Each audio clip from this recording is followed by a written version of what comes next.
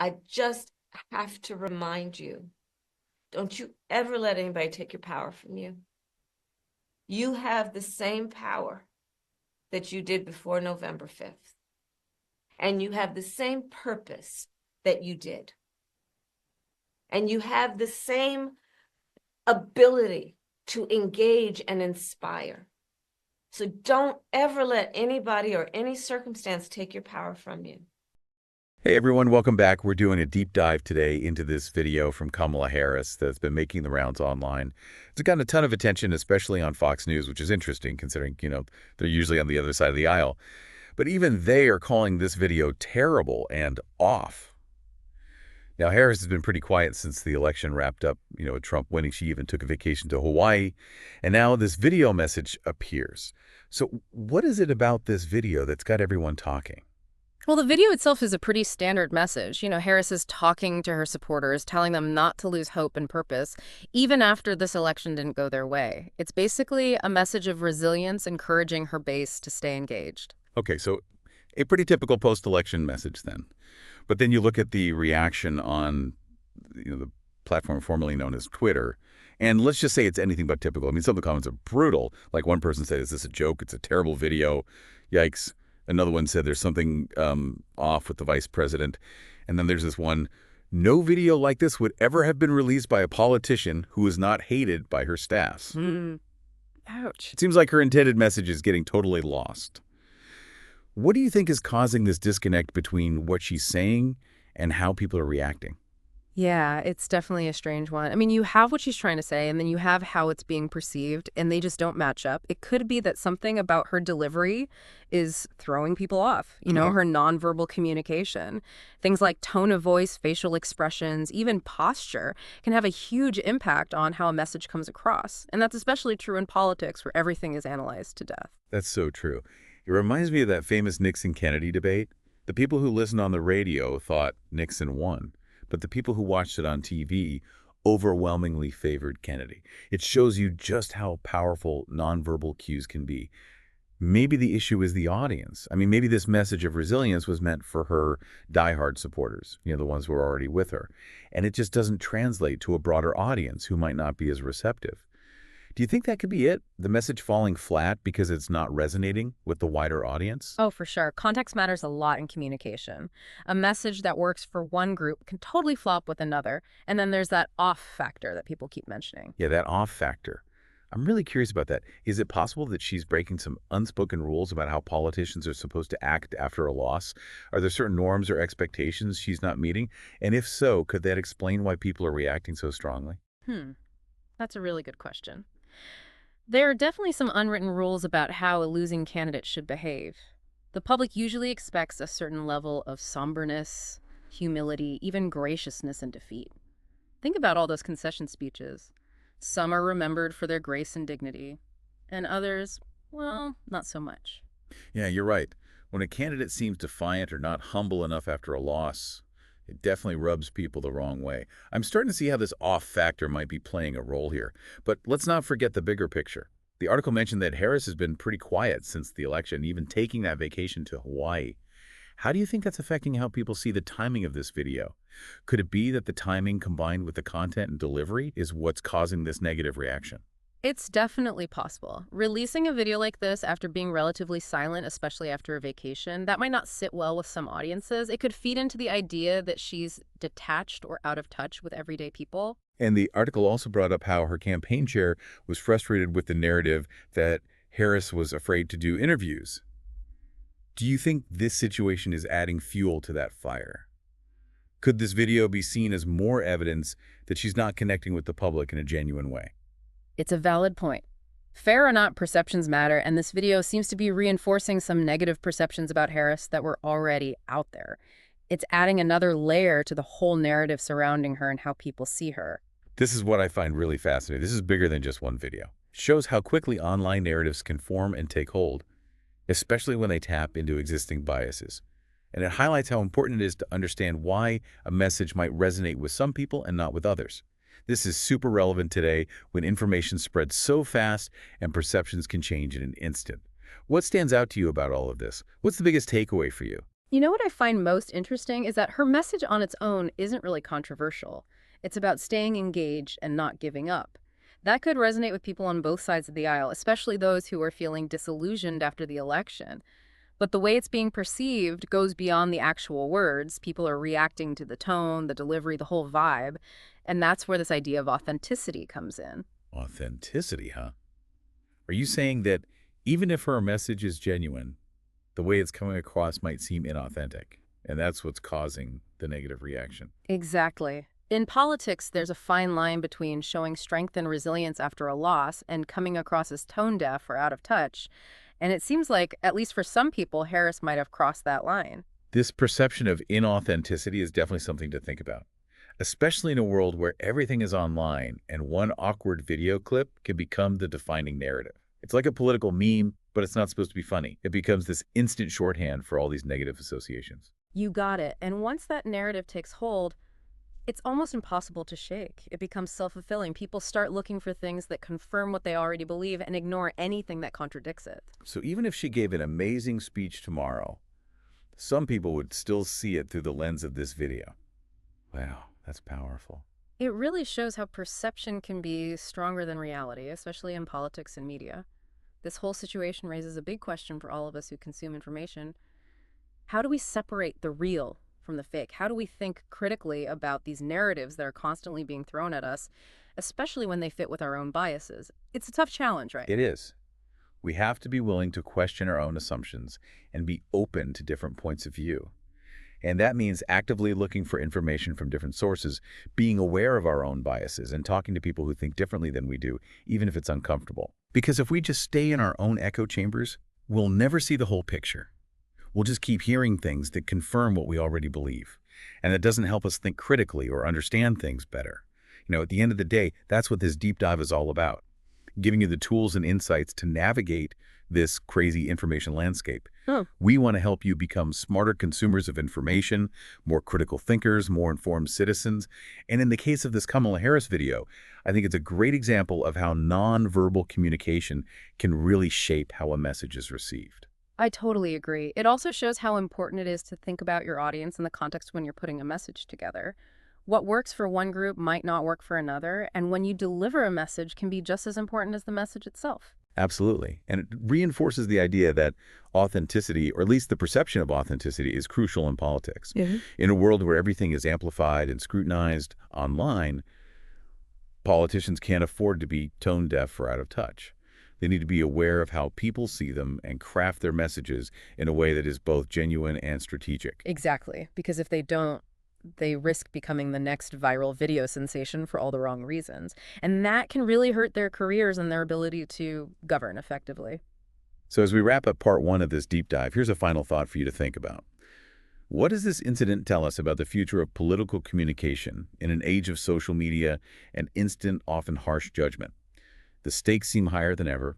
Politicians need to be incredibly savvy and self-aware in how they communicate because even a small misstep can have huge consequences. What are your thoughts on that? You're spot on. The landscape of political communication is changing rapidly, and this incident with Kamala Harris's video is a perfect example of how quickly perceptions can form and narratives can solidify in this digital age. It's a lot to consider. Yeah, it's like we're all living in this constant state of trial by social media. Every public figure is under a microscope being judged all the time, and this video shows how the court of public opinion can be really quick and harsh. It makes you wonder what this means for political discourse in general.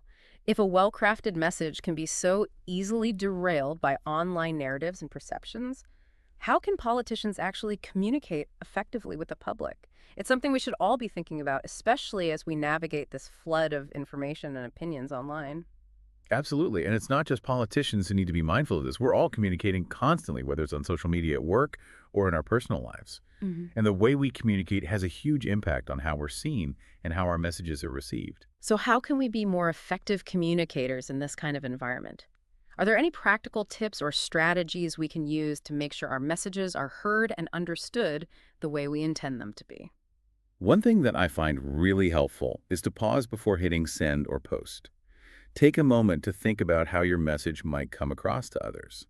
Is it clear, respectful, and does it reflect what you're actually trying to say? Could it be easily misinterpreted or taken out of context? That's great advice.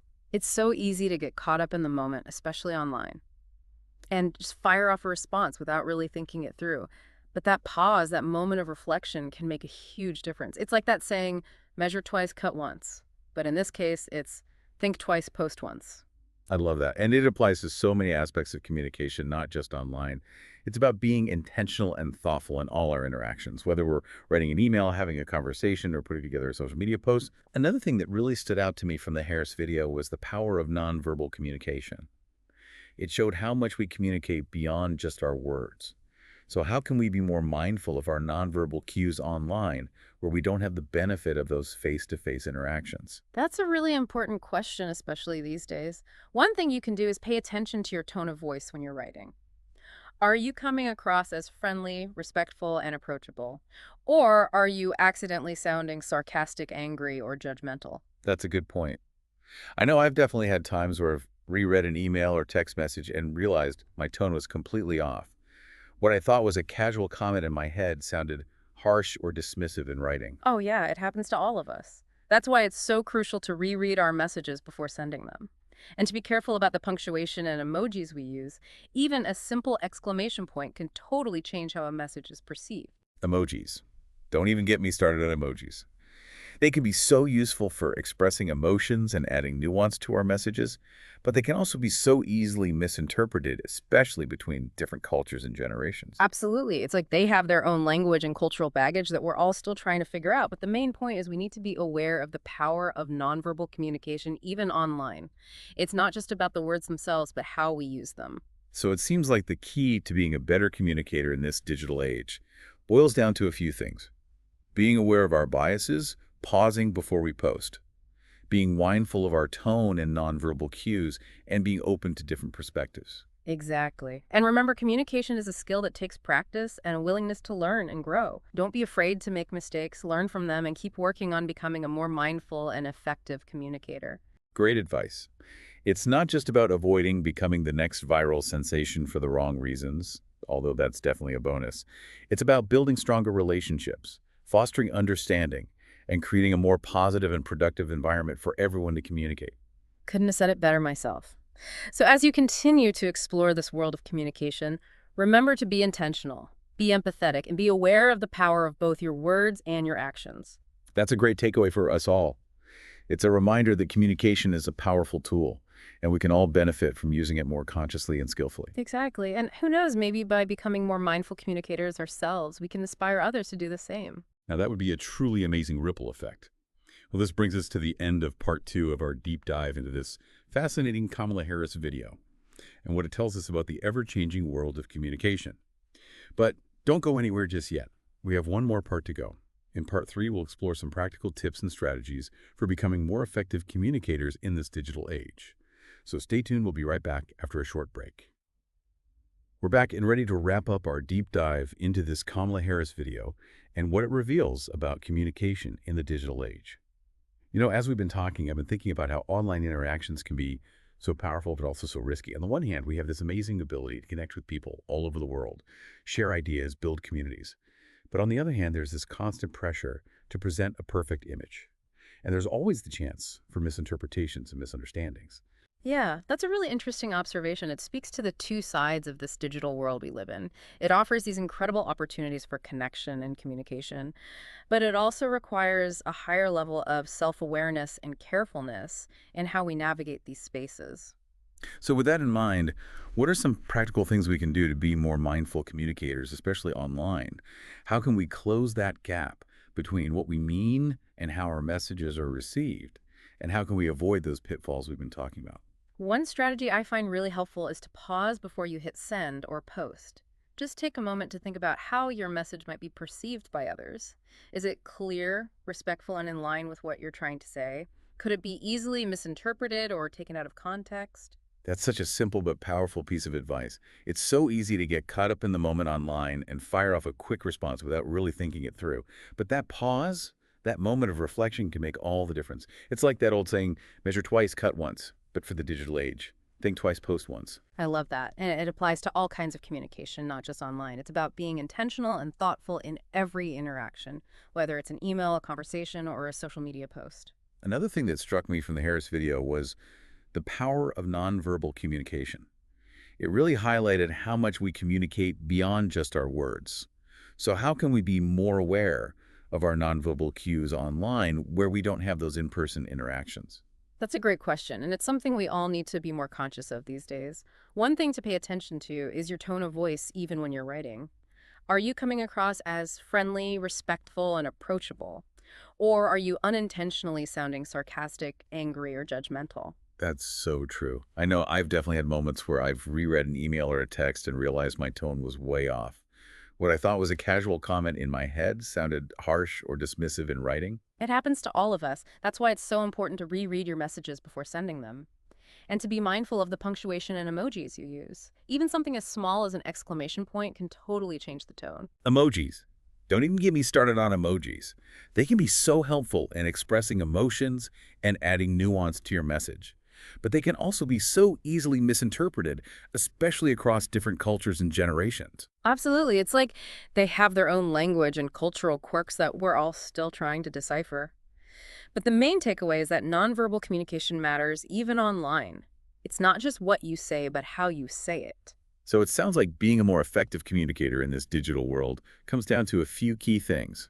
Being aware of our biases, pausing before we post, being mindful of our tone and nonverbal cues, and being open to different perspectives. Exactly. And remember, communication is a skill that takes practice and a willingness to learn and grow. Don't be afraid to make mistakes, learn from them, and keep striving to be a better communicator. That's great advice. It's not just about avoiding becoming a viral sensation for the wrong reasons, although that's definitely a nice perk. Wow. It's about building stronger relationships, fostering understanding, and creating a more positive and productive communication environment for everyone. You said it perfectly. Well, I think we've covered a lot of ground in this deep dive. We've analyzed this Kamala Harris video, unpacked the complexities of communication in the digital age, and learned some valuable tips for being better communicators. It's been a fascinating conversation, and I hope our listeners have found it insightful and empowering. Remember, being able to communicate effectively is a powerful skill. And by using it thoughtfully and intentionally, we can build stronger connections, understand each other better, and navigate this digital world with more confidence and ease. That's a great note to end on. So as we wrap up this episode of The Deep Dive, I want to encourage you to keep exploring, keep asking questions, and keep working on your communication skills. And remember, there's always more to learn and discover about communication. So stay curious, stay engaged, and keep those deep dives going. That's it for this episode of The Deep Dive. Until next time, stay curious, stay informed, and keep diving deeper.